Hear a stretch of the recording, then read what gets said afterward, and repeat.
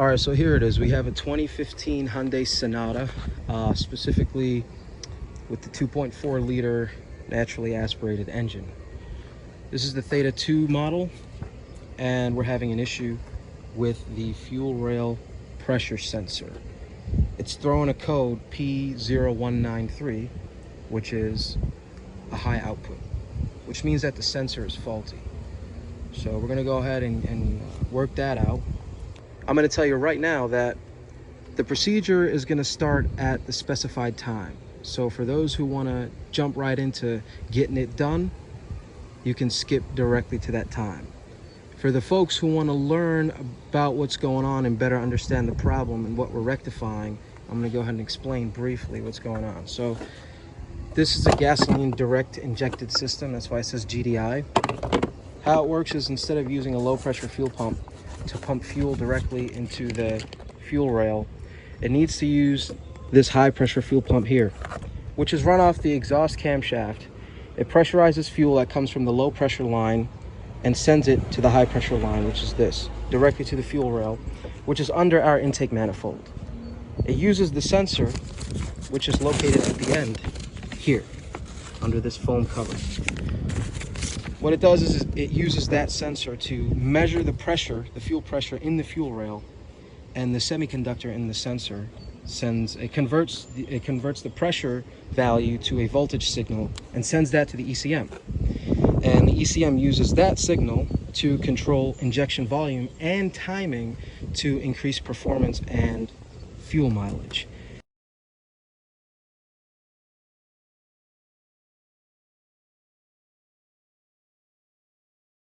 Now, this type of system has its benefits, and unfortunately it has its negatives. One of them being that whenever you work on any of the fuel components after the high pressure fuel pump, you do have to relieve the fuel pressure manually, and we're going to get into that.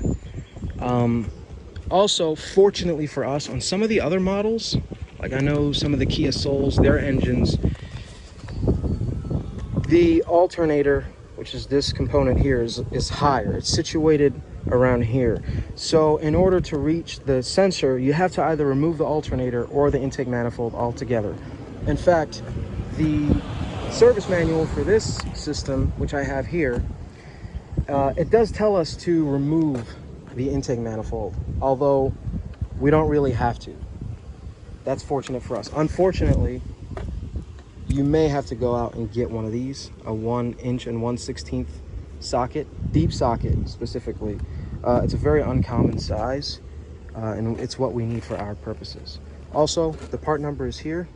I got one of the genuine Hyundai parts. It's about $160, and the part number is right there, H35342-2GGA0.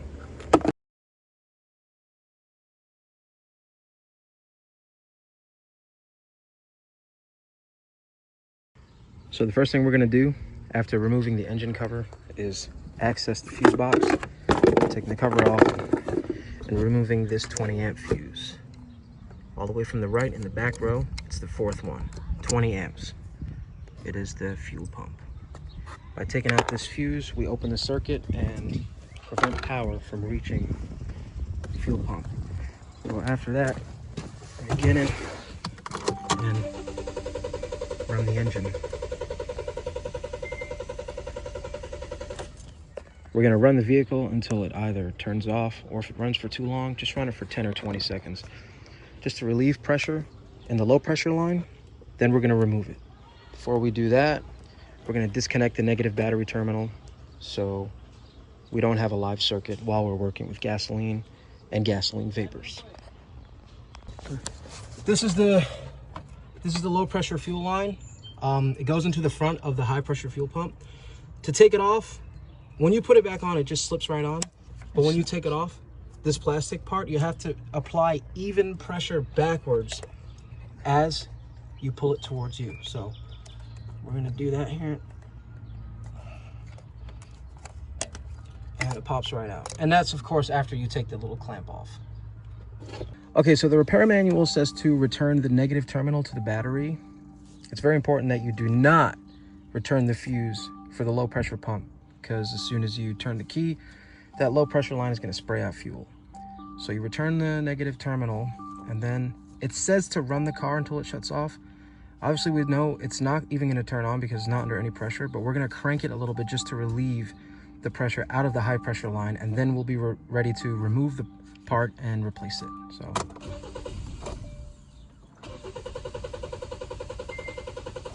tried to turn on a little bit there for a second because it was under a little bit of pressure, but now it's got no pressure whatsoever. Now we're going to go one more. Now we should be good. The actual part that we're replacing is situated beneath the intake manifold at the end of the fuel rail, which is right here. It goes in right there where those threads are, right there. We did take it off. It was a little difficult, and we'll get into that in a second here. Okay, so unfortunately what we had to do with this socket is, this is the right size, 1 inch and 1/16, but the actual socket itself was way too thick at the end between the fuel rail itself right here and where the actual part goes, where it screws in. So we had to grind it down. Spent about 10 minutes grinding it down at the bench grinder, and it fit right in and came right off. All right, so here's the new part here. Again, the part number is 35342 2GGA0. We can't just bolt it down. We are gonna torque it to spec. So here in the repair manual, the rail pressure sensor installation torque, we're using foot-pounds for our purposes. So between 13.3 and 16.2, we're gonna set it to 15. I already have it set, and Newton meters is 18 to 22 Newton meters. So we're gonna go ahead and screw that in until it's hand tight, and then torque it down and reconnect the electrical connector. And reassembly of all the fuel components is the opposite of disassembly. We got it set to between 15 and 16 foot-pounds. Right? Yeah, go 15, because you don't want to go too tight. You hear a click, that'll be it. Oh, there it is. All right, it wasn't much. Try it again. That's it. That should do it. Okay, so we got everything back on together. The sensor is torqued down. The electrical connection is on. Low pressure fuel line and the little tab is connected to the high pressure fuel pump. We got the fuse back in for the low pressure and the negative terminal. Now we're gonna crank her up and see what happens. Let me know when you're ready.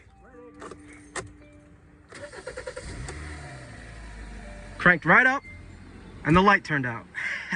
Light turned off and it cranked right up. We got it. I didn't even have to clear the code. Turned off right away. We got it. We got it. Thank you. And that's it. So that's your high pressure fuel sensor at the end of the fuel rail.